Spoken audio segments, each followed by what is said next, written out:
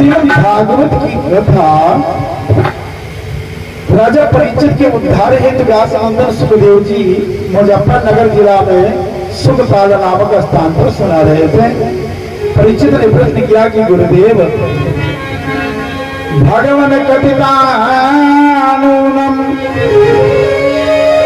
भवता सोम सूर्ययोः राज्ञां चोभयवंश्यानां चरितं परमाद्भुतम्। गुरुदेव, आपने श्रीमद् भागवत के अनुसार सृष्टि खंड का वर्णन किया, मनुवंशी राजाओं का कथा का कर्म, ध्रुववंशी राजाओं की कथा, विष्णु भगवान के तमाम अवतारों की कथाएं सुनाई, चंद्रवंशी सूर्यवंशी राजाओं की कथाएं सुनाई, दैत्यवंशी राजाओं की कथाएं सुनाई हैं। अब आप हमें चंद्रवंशी राजाओं का क्रम तो चल ही रहा है कथा में, अब आप हमें भगवान श्री कृष्ण चंद्र के गोलोक धाम से अवतरण की कथा सुनाइए। गोलोक धाम से सच्चिदानंद विश्व धरती पर क्यों आए, बनबल में गोचारण क्यों किया? सुखदेव कहने लगे, राजन, उस समय द्वापर का अंतिम चरण चल रहा था, इसलिए प्रगटे थे मूर्ति मान पापी, पापों की घोर अंधेरी में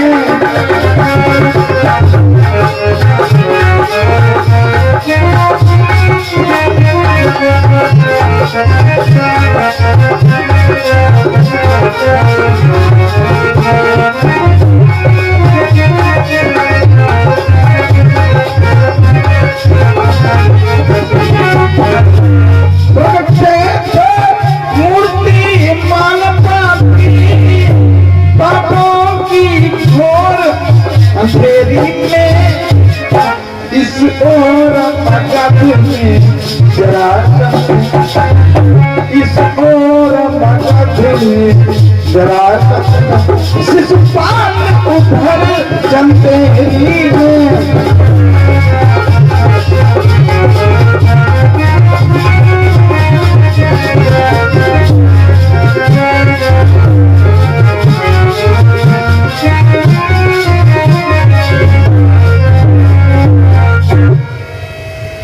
द्वापर के अंतिम चरण में चंदेरी, जहां गुजरात का अहमदाबाद शहर है, पहले वहां चंदेरी राज्य था, जहां पर शिशुपाल जो पूर्व जन्म का रावण था वह उत्पात मचाया था।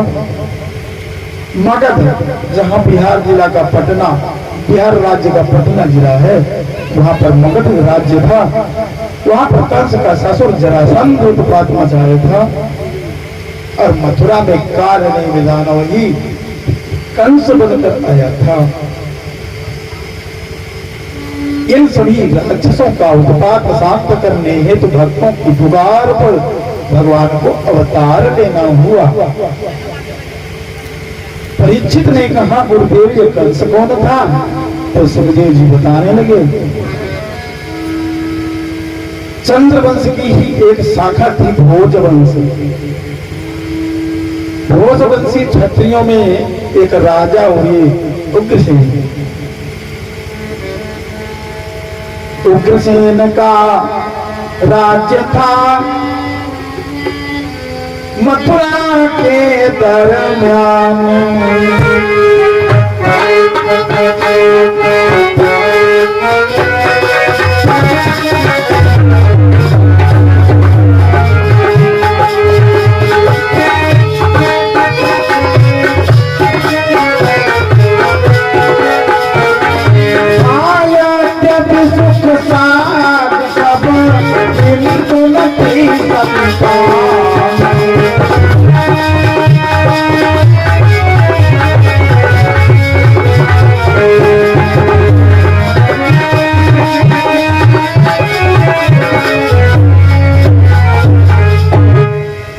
उग्रसेन जी यमुना के तट पर बसी हुई मथुरा नगरी में राज्य करते थे, प्रजापालक थे, न्याय प्रिय भी थे। पत्नी का नाम पवनरेखा था। राज्य सुचारू रूप से चल रहा था। विवाह के कई वर्ष बीतने पर भी संतान नहीं हुई। संतान के अभाव में रानी पवनरेखा दुखी थी। इस कारण एक दिन पति के चरणों में निवेदन किया, हे पतिदेव, महल में अकेली रहते हुए ऊब गई हूँ, अगर आज्ञा हो तो सखियों समेत रथ पर सवार होकर उपवन की छवि देखकर मैं पहला आऊं। सती को पति की आज्ञा मिली, सखियों समेत उपवन में गई। सखियां इधर उधर फूलों की छवि निहारने लगी। पवनरेखा भी फूलों की छवि अवलोकन रही थी। उसी समय एक दुर्मलिक नामक निशाचर आकाश मार्ग से अपने मायावी सौभ नामक विमान पर बैठकर जा रहा था। दानव के झकझोर के कारण तेज आंधी चलने लगी। धूल भरी आंधी के कारण रानी व्यथित होने लगी, डरने लगी, क्योंकि सखियां इधर उधर घूमने नहीं थी। रानी रुदन करने लगी। उपवन में रोती हुई रानी को सौभ विमान पर बैठे हुए उस असुर ने देखा। दुर्मलिक ने सोचा, वो जंगल में कितनी खूबसूरत रानी है, अकेली भी है, चलो। सौभ नामक विमान को सुयामुल नामक पर्वत पर उतार दिया। पैदल ही रोती हुई रानी की ओर बढ़ा। रानी से मिलने के पहले उसने सोचा, ये सती नारी है, अगर इसको जबरन पाना चाहूंगा तो ये साफ देकर भस्म कर देगी, इसलिए जबरन नहीं, छल पूर्वक पाऊंगा। ये सोचकर मायावी असुर ने स्वयं को उग्रसेन जैसा भेष दिया। रानी के निकट आकर बोला, क्यों रोती हो रानी? बोला, ए प्रिय, रुदन मत कर, हाजिर है तेरा रखवाला।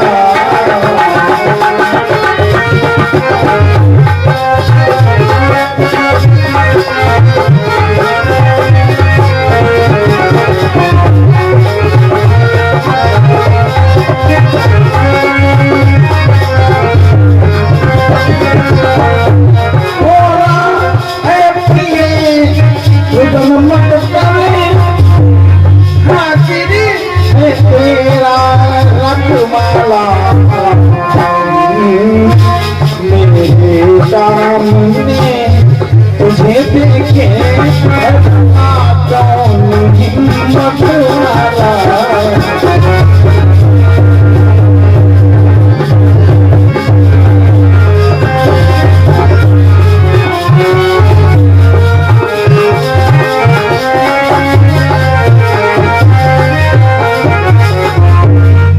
रोती क्यों? रुदन त्यागो, तो तुम्हारी रक्षा है तो आप है, मेरे आगे तुम्हें कोई और देखे, किसकी हिम्मत है? रानी ने समझा, मेरे ही पतिदेव है, तुम बर्दाश्त कर, जितना ही बर्दाश्त करती रही उसका मनोबल बढ़ता गया, रानी के निकट आता गया, अंत में कह ही डाला,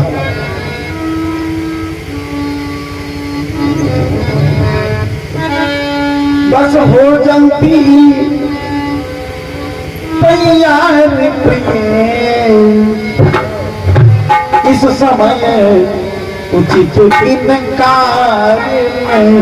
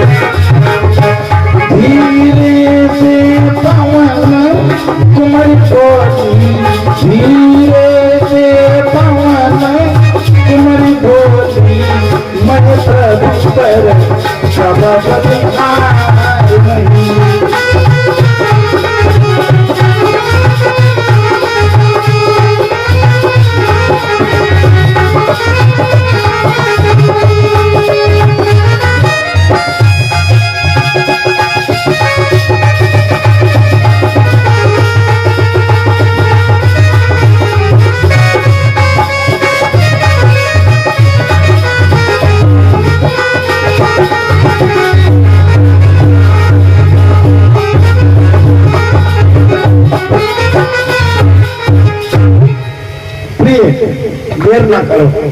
चारों तरफ से फूल खिले हुए हैं। अपने मुस्कान के द्वारा इन फूलों की छवि को मंद कर दे। देर न कर रानी, इस उपवन की छवि को, खुशबू को पाकर मेरा मन मदमस्त हो रहा है। शीघ्रता कर। रानी ने समझा मेरे ही पति है, इसलिए उसने शरीर को शिथिल छोड़ दिया।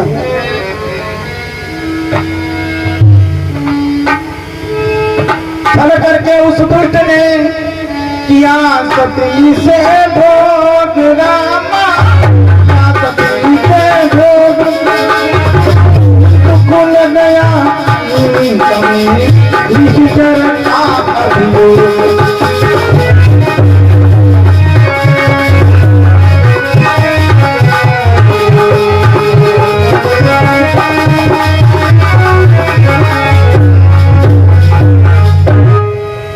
उग्रसेन का रूप बना के निशाचर द्रुमलिक ने रानी को भ्रष्ट कर दिया।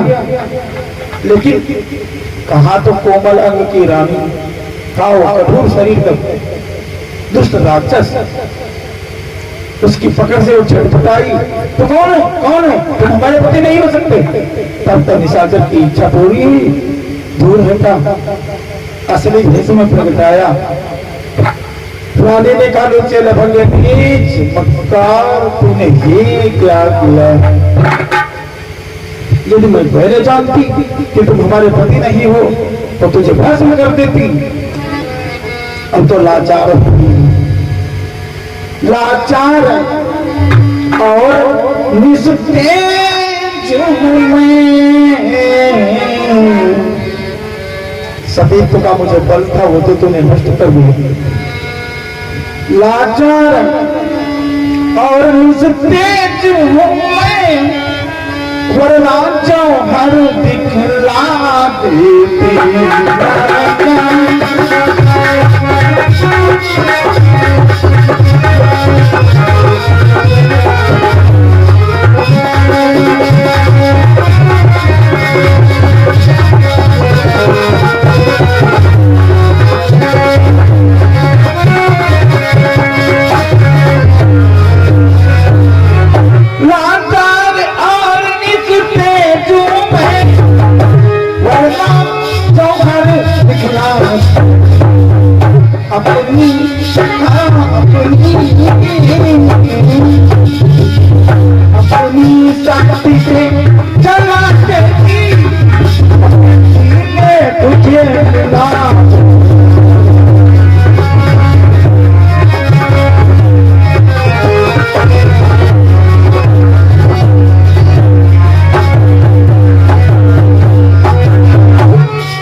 लाचार और मजबूर हो गई, क्योंकि मुझे जिस सतीत्व का विश्वास था वो तो तुम्हें भ्रष्ट करके भ्रष्ट कर दिया मुझे।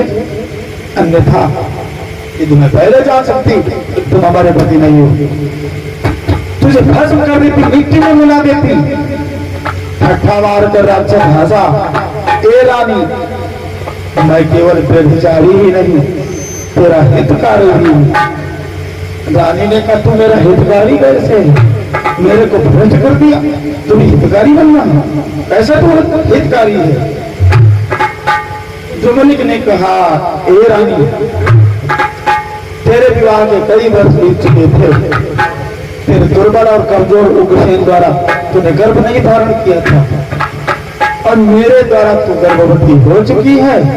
विश्वास मान, मेरे द्वारा जो तेरे में गर्भ है मेरे समान बलशाली होगा,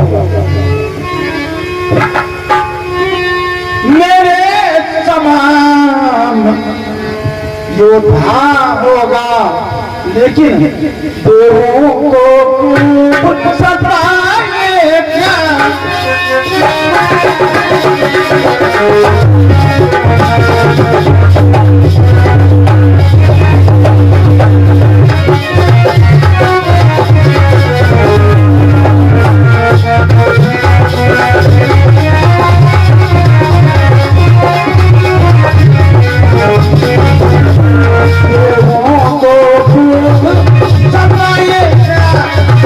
जिसके कारण हुआ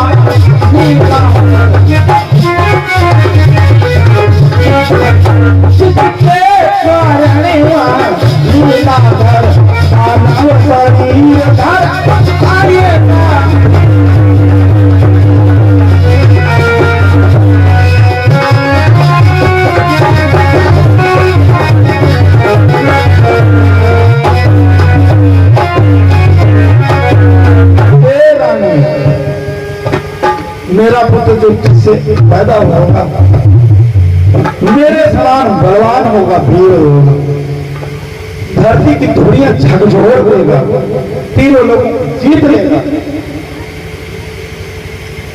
सृष्टि में तबाही मचा देगा। अंत में वो परमात्मा मनुष्य के शरीर में छिपकर आएगा, डायरेक्ट नहीं आएगा, मेरे पुत्र के भय से मनुष्य बनकर आएगा।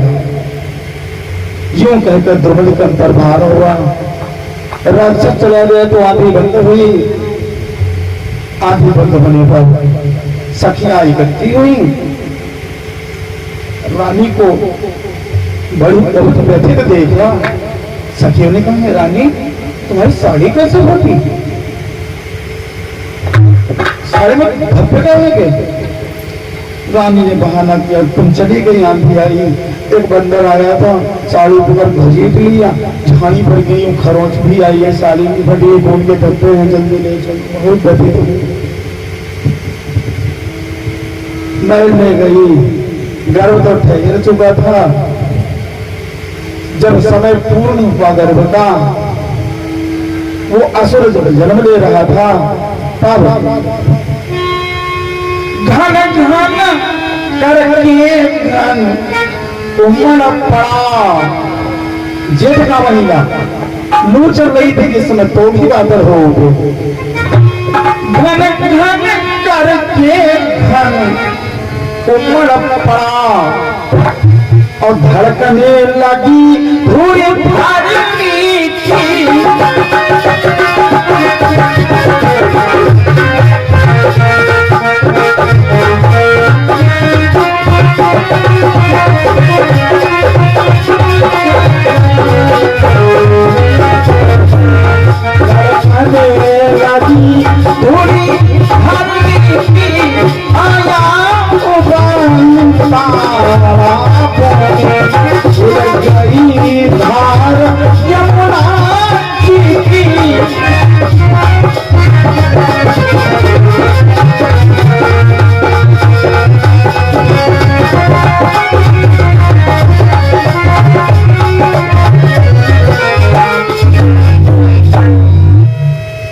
असामयिक वृष्टि होने लगी, तेज गंभीर गड़गड़ाहट बादलों की होने लगी, धरती की धुरियां हिलने लगी और तालाब और दहन के समान घोल उठे।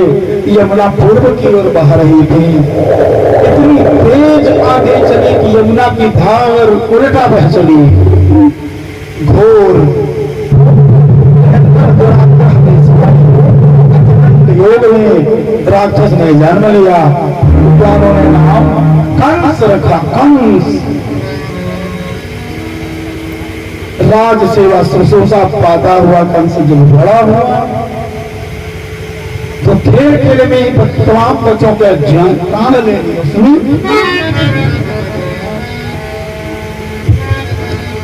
बचपन में बच्चों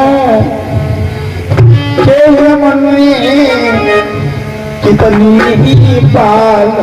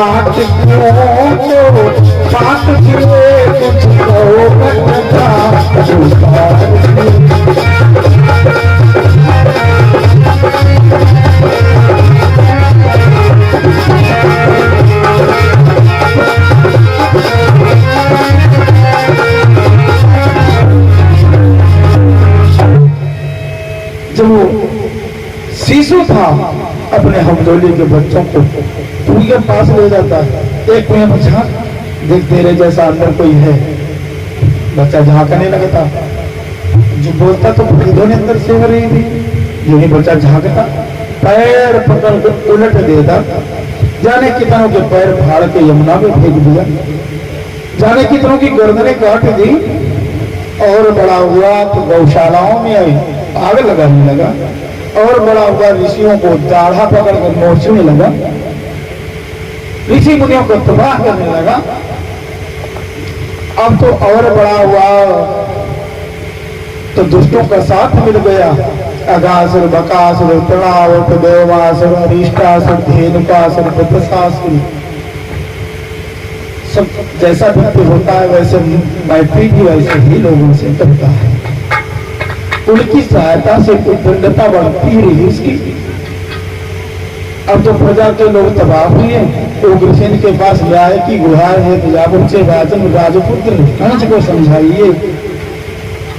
उग्रसेन ने कहा दरबार में राजपुत्र कंस को हाजिर किया जाए। कंस आया, राजा ने समझाया, बेटे तुम मेरे बाद राजा बनोगे, तुम स्वयं ही अनीति करोगे तो प्रजा में तुम्हारा भय खत्म हो जाएगा, प्रजा विप्लव खड़ा कर देगी। प्रजा को दुखी मत करो, क्योंकि जासुराज्य प्रिय प्रजा दुखानी सोन पवसी नरक अधिकारी।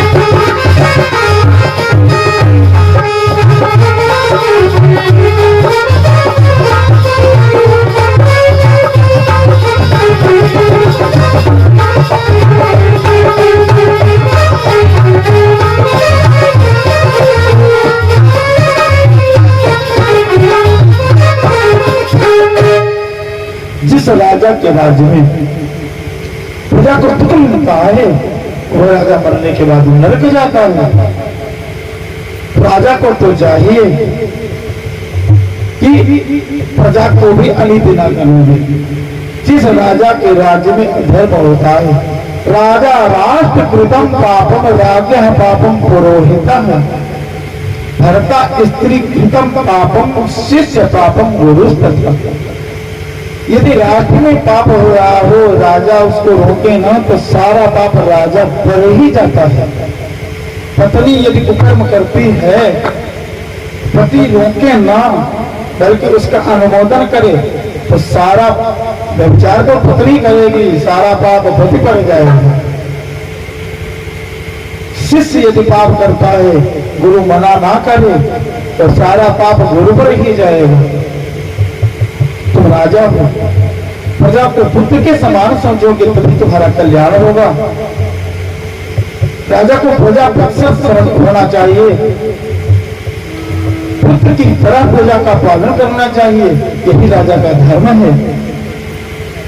कांसने का एक पिताजी, प्रजा पर शासन किया जाता है तलवार के बदौलत। जो मेरे खिलाफ आवाज उठाएगा सिर उड़ा दूंगा, उंगली उठाएगा भुजा काट दूंगा। ए सेनापति जी, पिताजी 60 साल के हो गए हैं, बुद्धि सोचने की शक्ति नहीं इनमें रह गई है।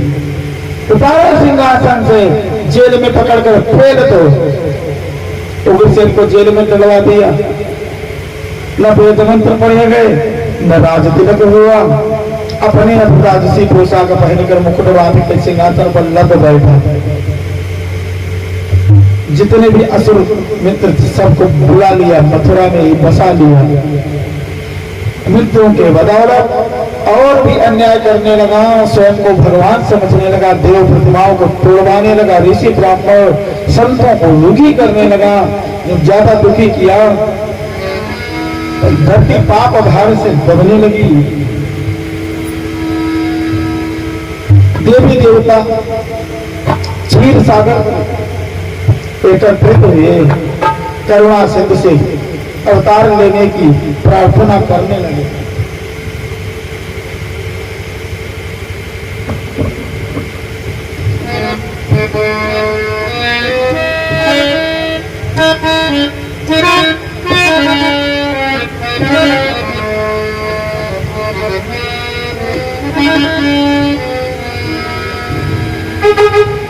जो करुणा कर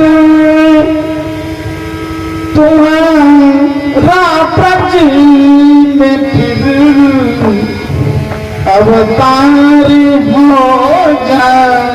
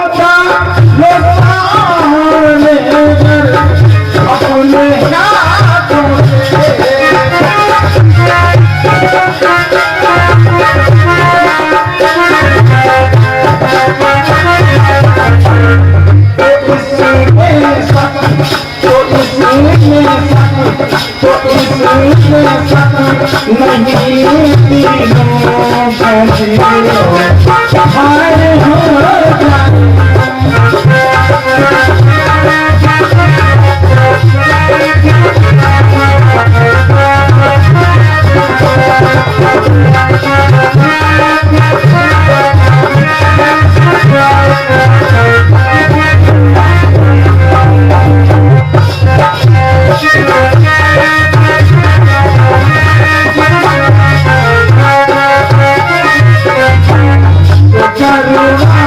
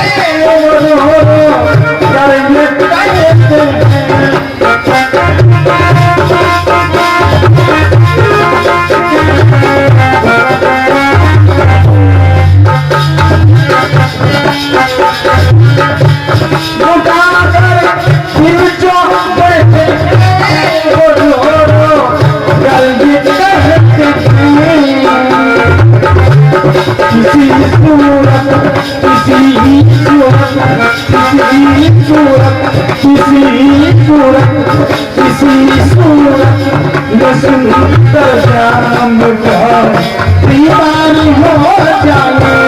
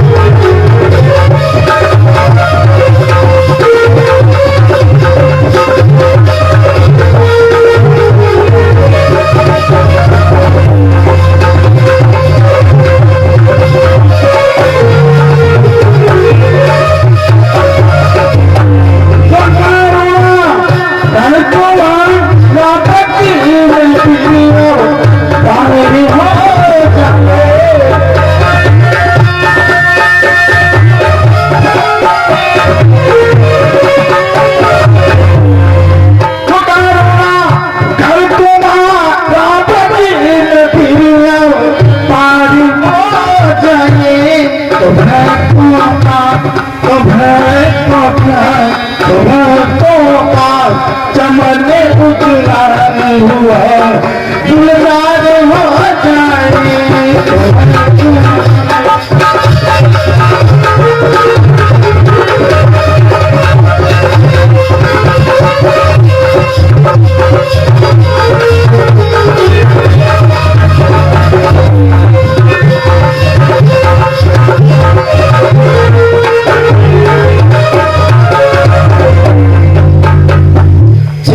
पर सभी देवी देवताओं ने भगवान से अवतार लेने की प्रार्थना की।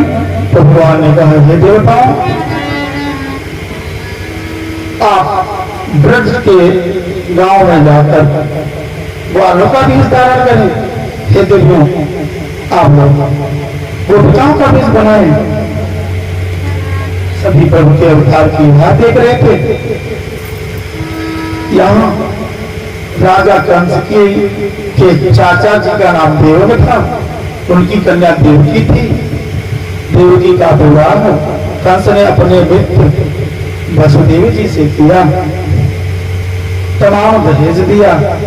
इतना प्यार करता है देवकी को कि सारथी ना भेजकर भूत रथ का चालक बन। उस रथ पर देवकी और देव बैठे में रथ को स्वयं वहां कर रहा था। आकाशवाणी हुई, हे कंस, जिस देवकी को फूल के समान सुकोमल समझते हो, वो सुकोमल नहीं है।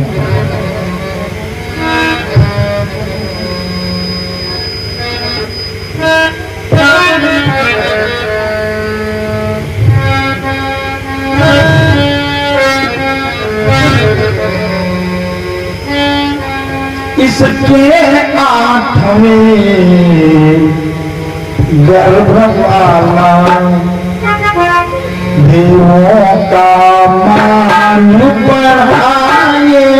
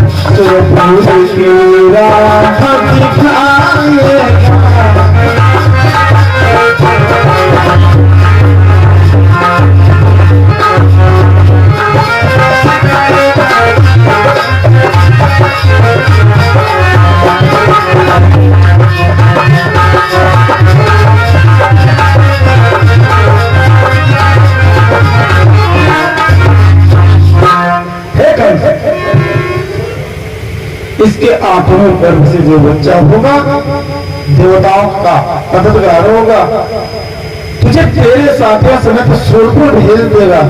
इसमें तनिक भी संदेह नहीं है। जो भी आकाशवाणी सुनिए राम कंस ने रथ की डोर, घोड़ों की डोर हाथ से छोड़ दी। झट झपटपना, झट झपटपना रथ के ऊपर बहन की चटकार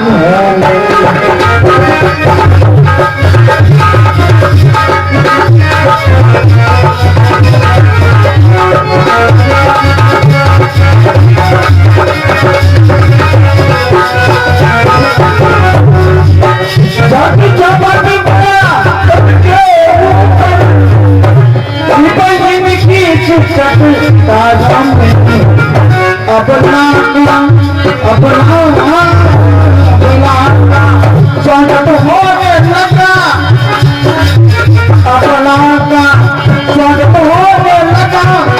हीरो की तलवार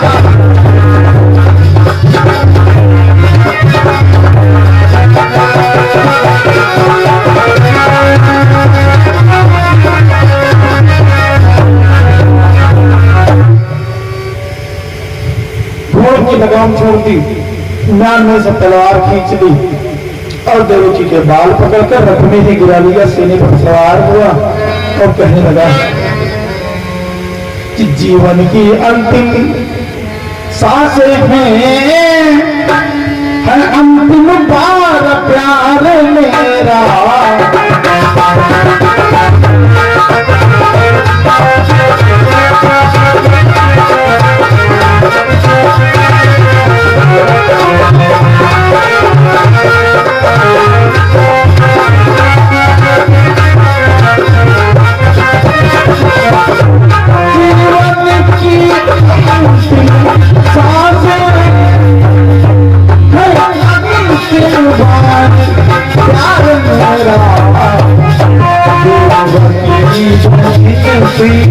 कार्य करो अंतिम नमस्कार मेरा।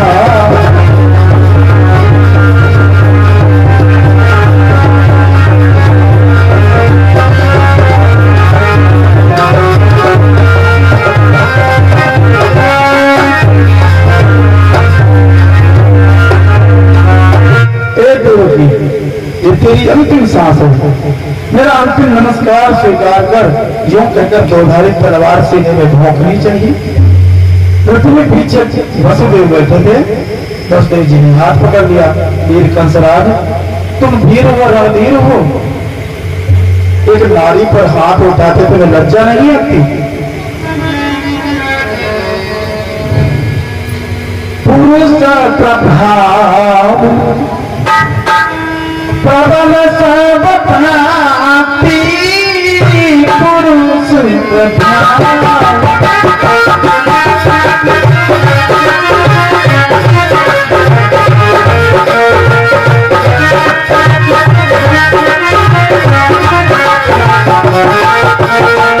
प्रबल सब भांति, अगला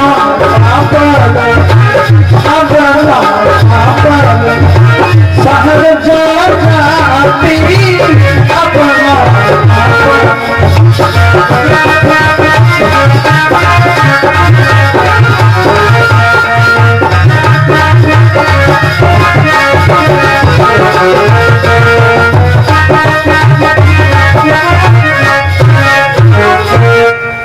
तुम वीर हो, नदीर हो, तीनों लोगों का विजेता वीर हो।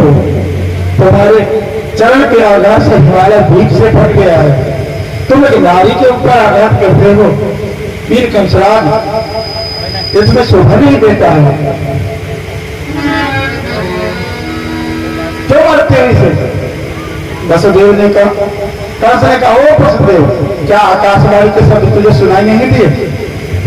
इसके 8वें लाभ द्वारा मेरा काल होगा, इसलिए जब बांसुरी खत्म कर दूंगा तो बंसी बनेगी कैसे? ड्यूटी को खत्म कर दूंगा, बच्चे होंगे कैसे? इसलिए इसे अभी मारे दे रहा हूं।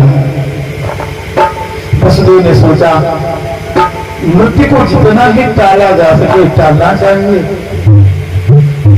वसुदेव ने कहा, हे कंसराज तुम क्या देवकी से डरते हो? कंस ने कहा, नहीं, देवकी से तो नहीं डरता हूं, पर आकाशवाणी पर यदि विश्वास करूं तो इसके 8वें पुत्र से मुझे भय जरूर है। वसुदेव जी ने कहा, वसुदेव जी ने कंस से कहा, वीर मैं क्षत्रिय हूं, प्रण करता हूं, धरती गगन सितारों गंगा यमुना की सौगंध करके माँ बाप के चरणों की कसम खाता हूं, देवकी की एक संतान नहीं समस्त संतानें तुम्हारे चरणों में डाल दूंगा, तुम मारना छोड़ा तुम्हारा काम होगा, इसे जाने दो। कंस अनुनय विनय पर मान गया।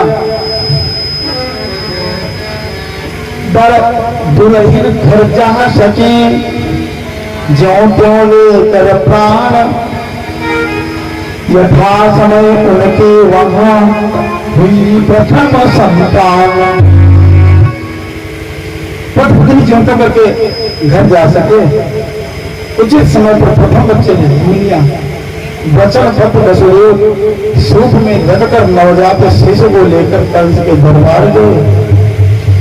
कंस ने उस नवजात शिशु को देखा,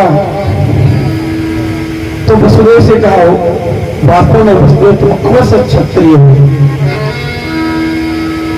क्योंकि शौर्यम तेजो प्रतिदाक्ष्यम युद्धे चाप्यपलायनम दानमीश्वर भावश्च छात्र कर्म स्वभावम। सूरवीर होना, प्रमाण निपुण होना, धैर्यवान होना, तेजस्वी होना, ब्राह्मण और देवताओं के प्रति आदर भाव होना तथा युद्ध में पीठ न दिखाना, दान करने की अतुलित शक्ति होना क्षत्रिय का स्वाभाविक गुण और धर्म है। तुम वास्तव में क्षत्रिय हो, वचन के अनुसार बुद्धि को ले आए हो, पर वसुदेव जी निष्कारण इसे न मारूंगा, ले जाओ इसका सुख पाना।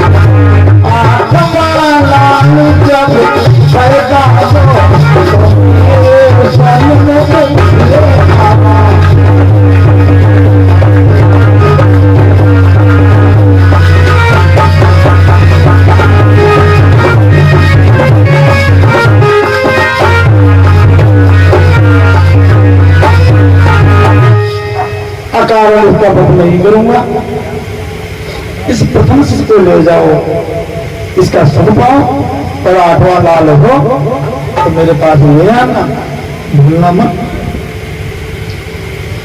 वसुदेव जी पुत्र को लेकर कुछ ही दूर गए थे कि नारद मुनि ने विचार किया, इस राक्षस की आत्मा में यूं ही अगर दया और ममता बढ़ती रही तो इसको मरने में समय लग जाएगा, इसलिए इससे बाल बध जैसा जघन्य अपराध कराऊंगा तो पाप का गला शीघ्र भरेगा। नारद कंस के दरबार में बीना झनकारते हरिगुण गाते आए, बड़े प्रसन्न कंस क्या है। कंस ने कहा गुरुदेव वो वसुदेव वचन के अनुसार पुत्र को लेकर आया, मुझे दया आई, वापस कर दिया। नारद बाबा ने धरती पर एक गोलदारा बनाया, फिर दूसरा गोलदारा बनाया, इस प्रकार 8 गोल दायरे बना दिए। काश की लाइनें गिनो, अंदर से गिनाए तो उधर वाली 8वीं हो जाए, इधर से गिने तो इधर वाली 8वीं हो जाए, छोड़कर गिने हर लाइन 8वीं सिद्ध हुई, हर लाइन प्रथम सिद्ध हुई। नारद से कंस ने कहा बाबा इसने तो हर लाइन 8वीं हो गई, हर लाइन पहली हो गई। नारद ने कहा कंस जब तुम हमारा बनाया हुआ घनचक्कर नहीं जान पा रहे हो तो वो तो मायापति है, पहला 8वां कहकर भी पहला बनकर आ सकता है, पहला होकर भी 8वां हो सकता है, किसी छलछंद में ना पड़े, सबका वध कर दो।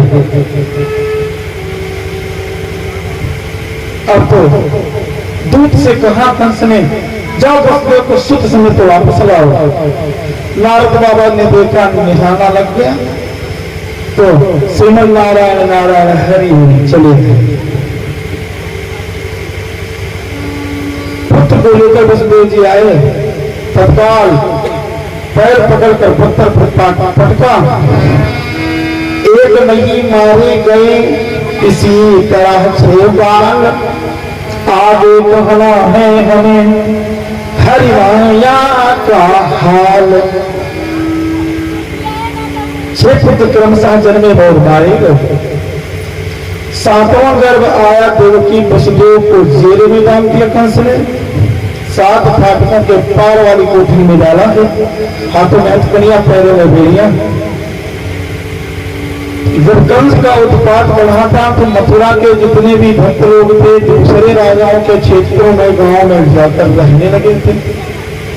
वसुदेव वचनबद्ध थे, इसलिए देवकी वसुदेव मथुरा में ही रहे। वसुदेव के अंग भी 8 पत्नियां थी, उन्हीं में से एक पत्नी रोहिणी थी।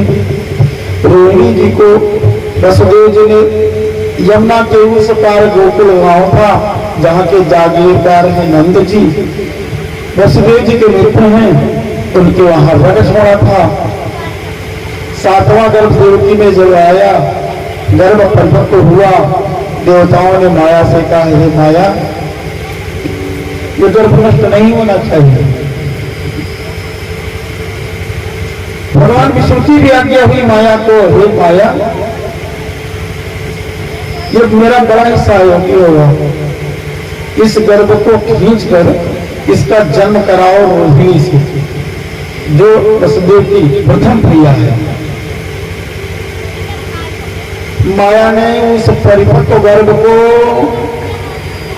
आकर्षण मंत्र से खींचा और जन्म करा दिया रोहिणी के गर्भ से।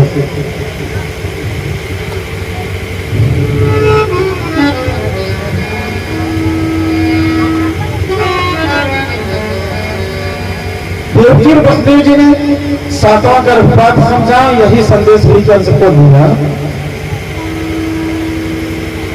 रोहिणी के गर्भ से देवकी का 7वां बच्चा जन्मा।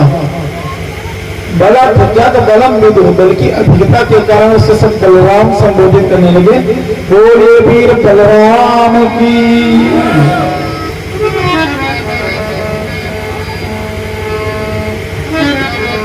आठवीं गर्भ की बारी थी, कंस के वहां कही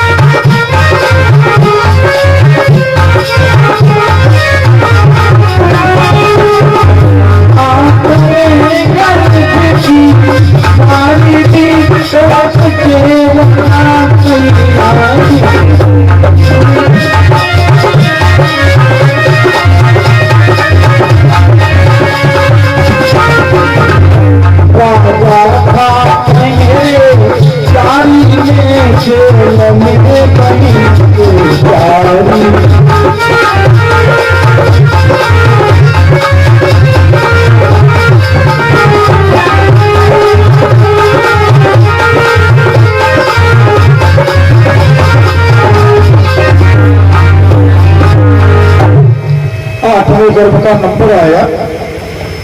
राजा ने जेल में बहन को बंद कर दिया। 7 फाटक जो सबसे पीछे कोठरी, काल कोठरी, उसमें कैद कर दिया। हाथों में हथकड़ियां हैं, पैरों में बेड़ियां हैं। अंत में एक दिन वो आया जब करुणा निधान का अवतार होने वाला है। समय कैसा था?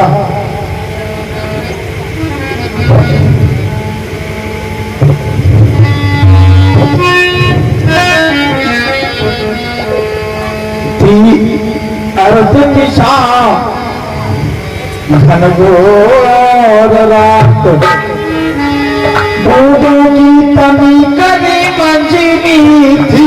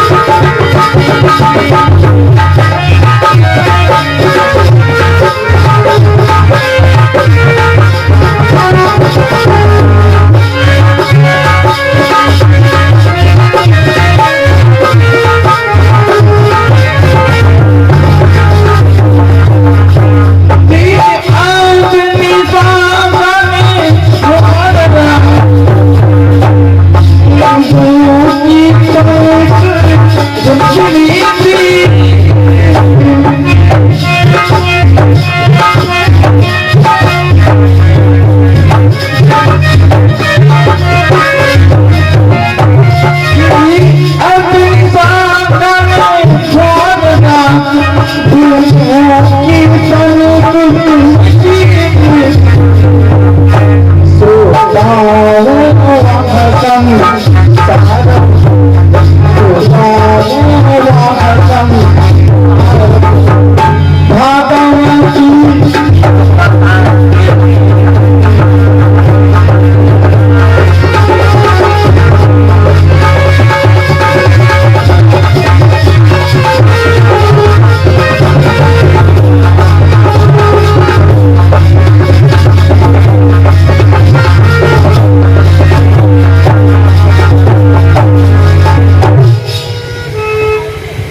महीने की अंधेरे पक्ष की अष्टमी तिथि है, मध्य रात्रि है, पूर्व दिशा में चंद्रमा उदय हो रहा था, मंद मंद फुहार गिर रही थी, लगता है वो नदिया के छींटे थे, पहरेदारों पर गिर रहे थे, पहरेदार उन्नीते होकर सो गए। अंत में देवकी जी ने देखा कि जेल के काल कोठरी की एक दीवार में उजाले का एक बिंब जैसा बना और उस बिंब में पुराण पुरुषोत्तम की झांकी दिखाई दी। कैसे हैं प्रभु? तमोभूतम लकम्बुजेक्षणम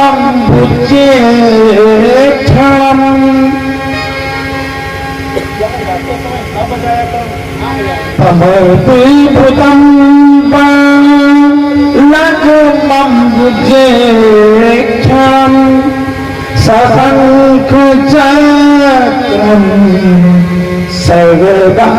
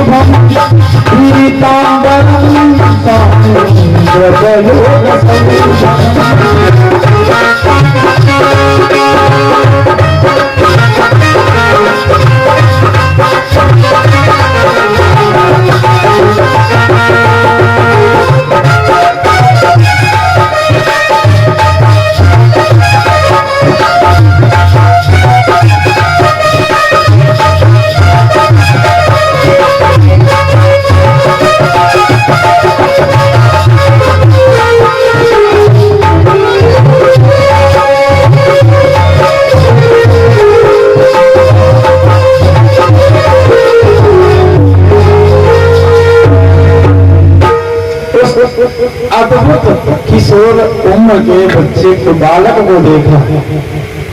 तमद्भुतम बालक मामुजेक्षण कमल के समान नेत्र है, सशंख चक्रम सगदार योदायुधम। चारों भुजाओं वाले प्रभु को निहारा देवकी वसुदेव जी ने। एक हाथ में कौमुदी की गदा है, एक हाथ में सारंग धनुष है, एक हाथ में नंदन तलवार है, एक हाथ में सुदर्शन चक्र सर्व मारे।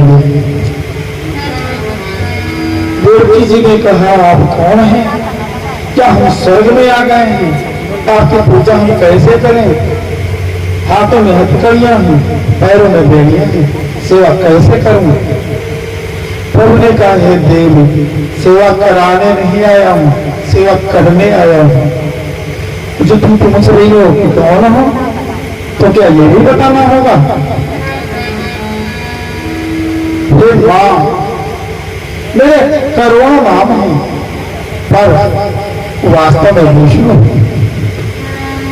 मैं विष्णु देव हूं।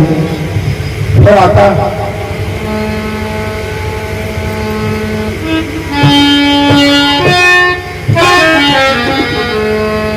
मैं विष्णुदेव हूँ हे मैया, त्रिभुवन का एक सितारा हूँ हे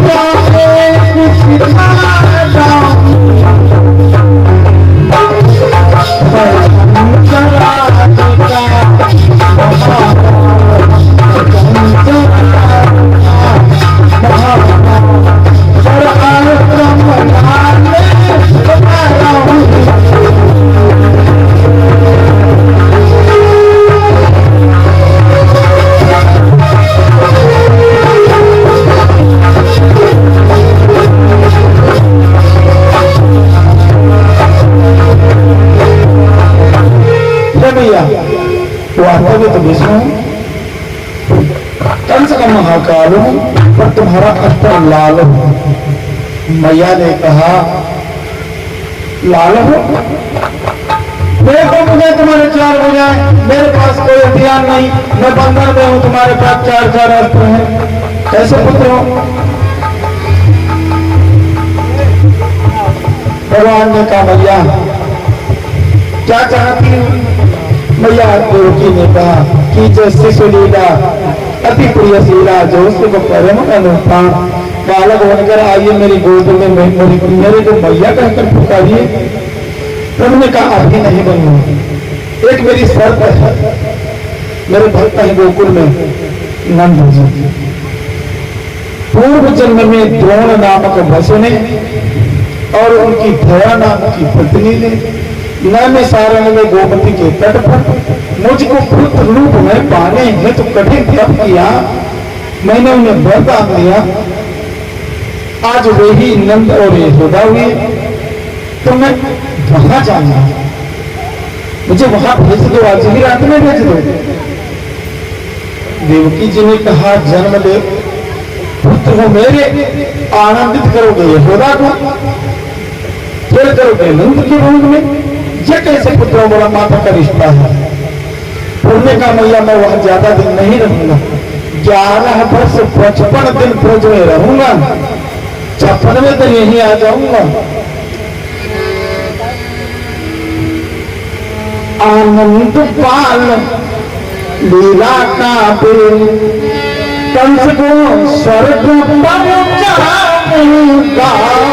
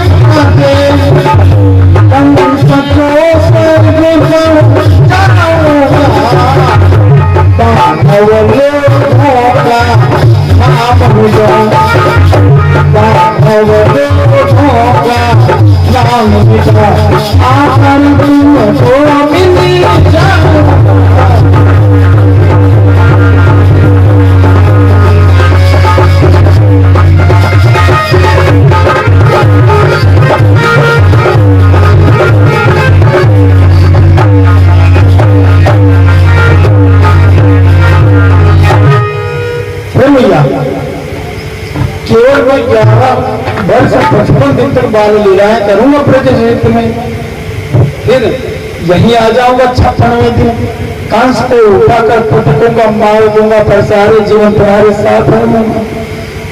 मैया तुम्हें पूरा आनंद मिलेगा, पर 11 वर्ष 55 दिन मुझे वहां जाने दे, आज ही किस दुनिया। इतना कहकर शीघ्र ही रखवा बाल स्वरूप रामा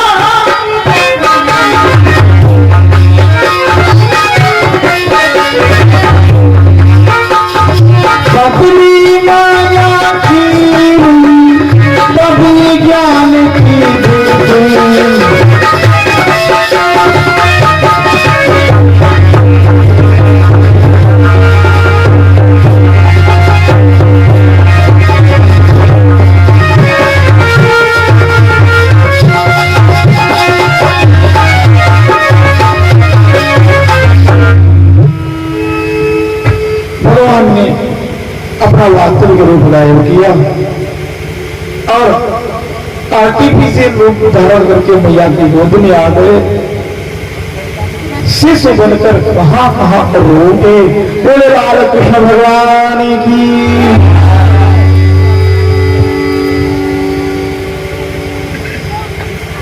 गोरखी जी ने वसुदेव जी से कहा, स्वामी जैसा कि भगवान ने कहा वही कीजिए, शीघ्र ही मेरे बच्चे को ब्रज में पहुंचा दो। वसुदेव जी ने कहा, देव दादाओं की गहरी यमुना बह रही है, उस पार गोकुल है, मुझे डूबने का गम नहीं है, पर बंधन लगे कैसे जा सकूंगा। हाथों में हथकड़ियां हैं, पैरों में बेड़ियां हैं, 7 फाटक हैं, सातों फाटकों पर 2 ताले हैं, 2 रखवाले हैं, जरा कैसे जा सकूंगा। यदि बंधन खुल जाए, मर भले ही जाऊं डूब के, फिर भी जाऊंगा।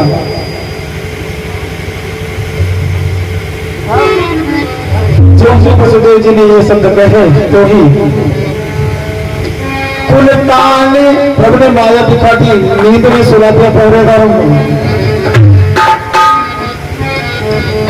कुल ताले में बंदी ग्रह के कुल जंगी की वादे गए न दूर लगी।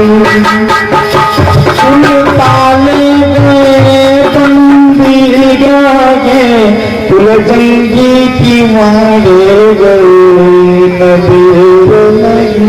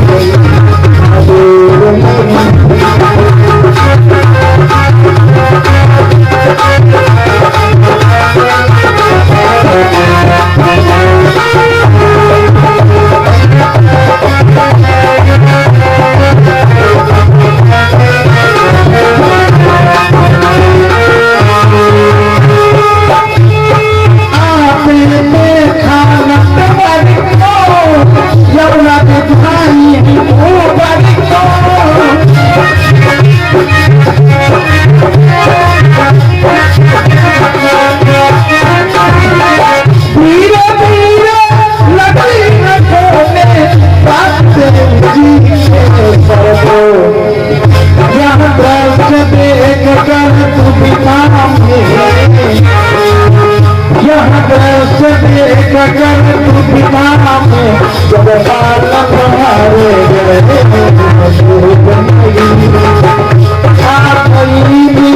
संतरियों को सो सगरे बिछारे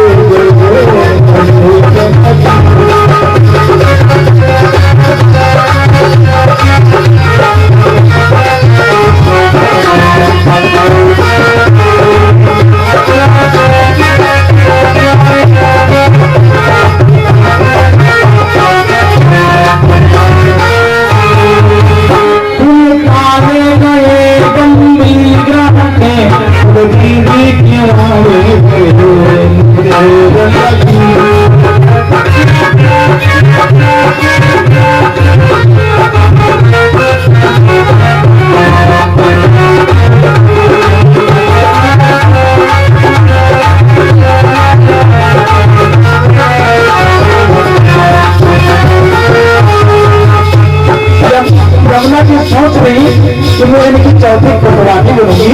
आज प्रथम दर्शन है लाभ समझ छोड़ू, ये सोचकर यमुना जल बढ़ा और प्रभु सोच रहे सुख में लेटे हुए चरण जो छुपाएगी यमुना की बनती जाएगी।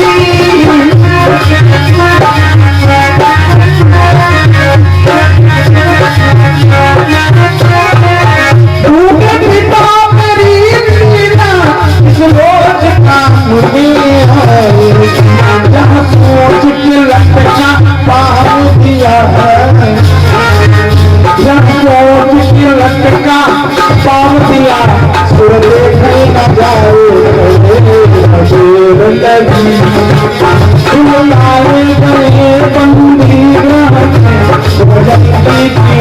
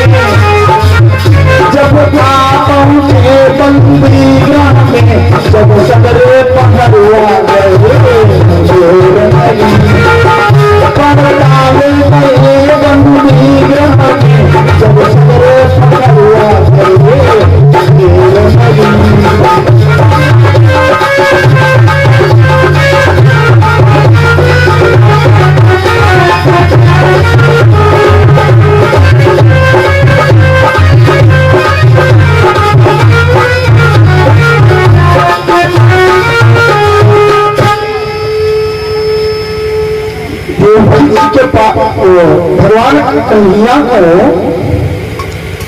नंद भवन पहुंचा दिया, जहां जैसे कि प्रभु ने जेल भूमि के वासियों को, पहरेदारों को सुला दिया, फाटकों को खुला दिया, ताले तोड़ा दिए, वसुदेव देवकी को बंधन विमुक्त किया, ऐसे ही यशोदा को गर्व था। ऐसी नींद सुनाई प्रभु ने कि यशोदा जी सोती ही रह गई। सोते ही सोते प्रभु की नींद, सोते ही सोते लड़की ने जन्म ले लिया। जैसे प्रभु ने जेल के किनारे खुला दिया, ऐसे यशोदा का भी और खुला दिया।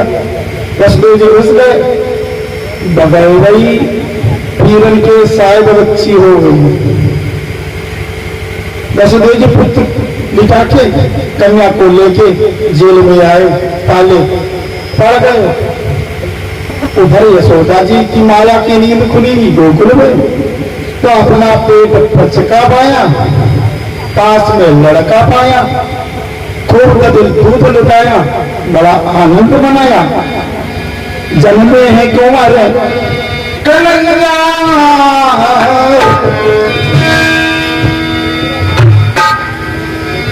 जन्मे है कुंवर कन्हैया, आज मथुरा नगरिया, जन्मे है कुंवर कन्हैया, आज मथुरा नगरिया।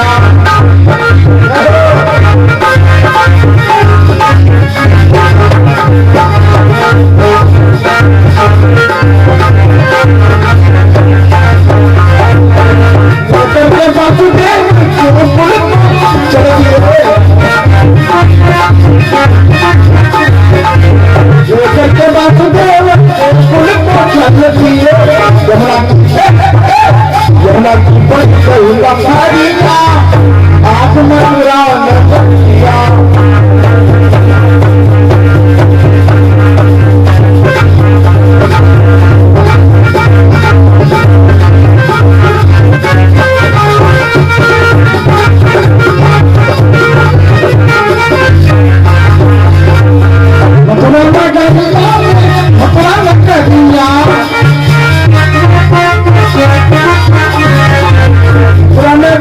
आज मथुरा नगरिया।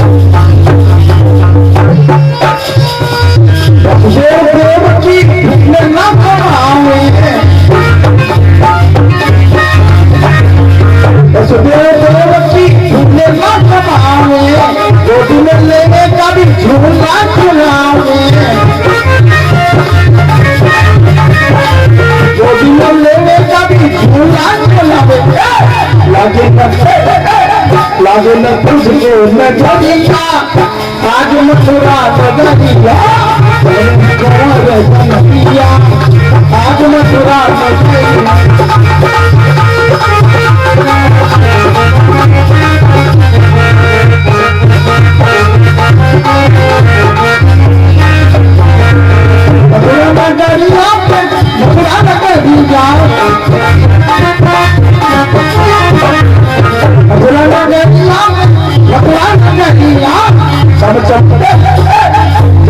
चमके बिजुलिया, देखो मथुरा नगरिया,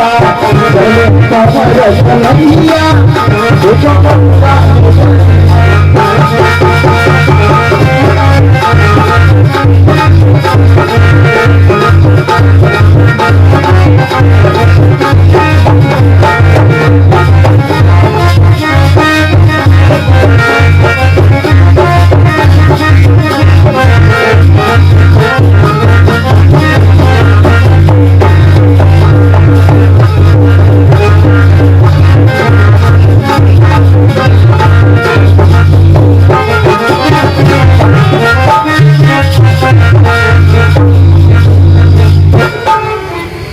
नंद मोड़ में परम आनंद है, खूब कहिए दूध की लूट हो रही है। द्रौपदी में लड़का जन्मा है, यशोदा जी दोनों हाथों से दान करने लगी, भगवान कृष्ण के जन्म की बधाइयां बजने लगी। बोले बाल कृष्ण भगवान की।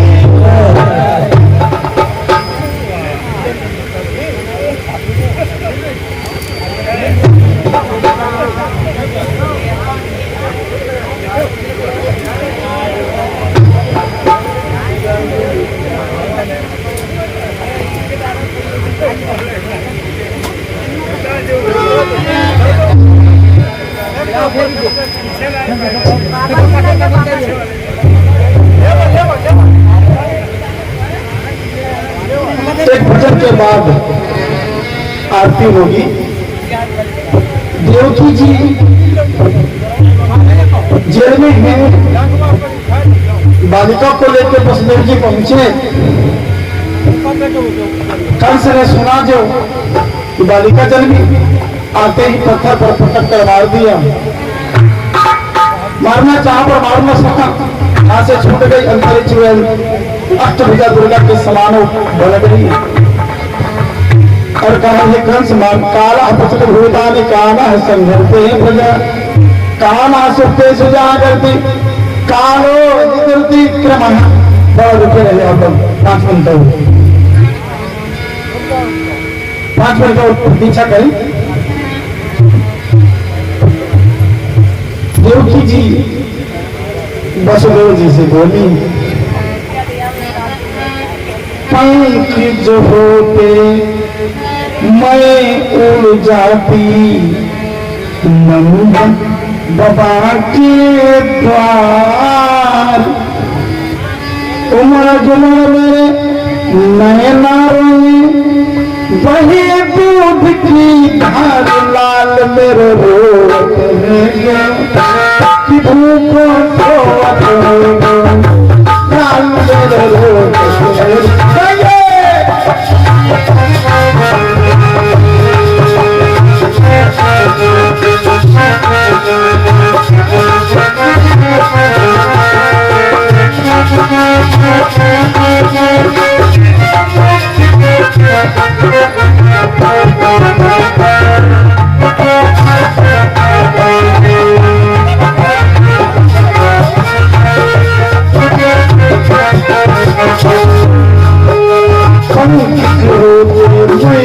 जाती नंद बाबा के द्वार। पंख होते मैं उड़ जाती नंद बाबा के द्वार। उमर गुमर मेरा जीवना गोल वही दूध की धार लाल मेरे रोत लाल मेरे रोत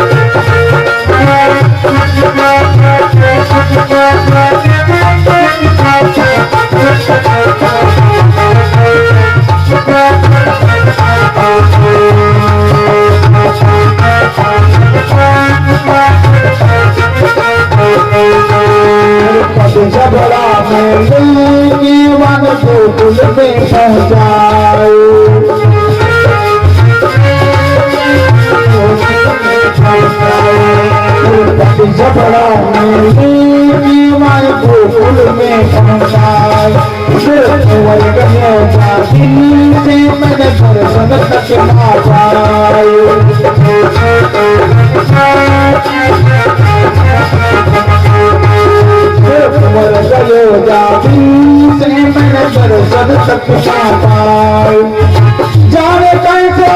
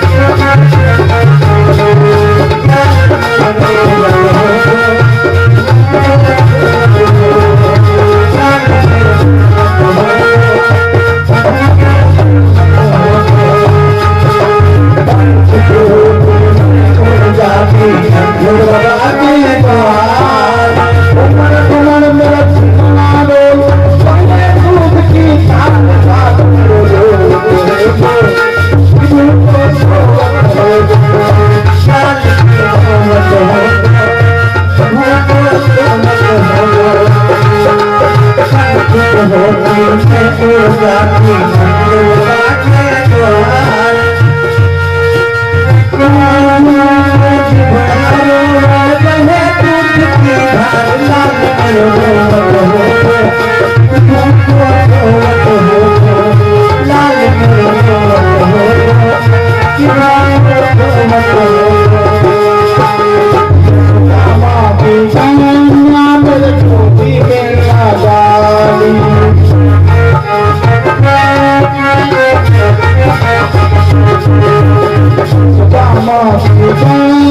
मेरी गोदी में लगा ने आके मैं पत्थर पर दे मारी ने आके मैं पत्थर पर दे मारी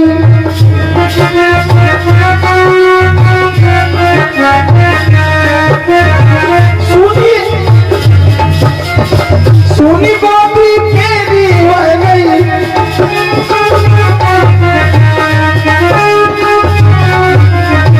सुन गोभी तेरी हो गई रह गई मैं मन मार लाल मेरे दो इसको सोबत दो लाल मेरे इसको सोबत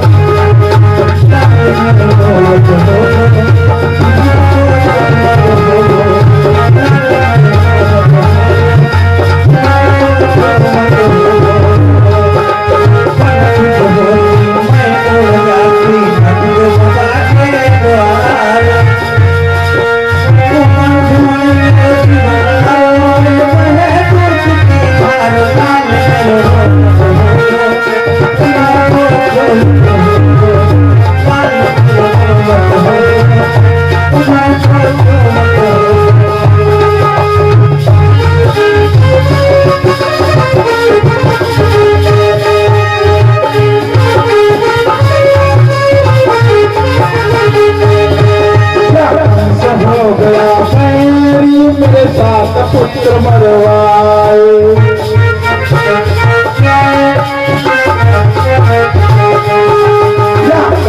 हो गया पैरी मेरे साथ पुत्र मरवाए लीला बदला कौन जन्म का खेल में कुछ पाए हाथ कड़ी पैरन पेड़ी हाथ कड़ी पैरन पेड़ी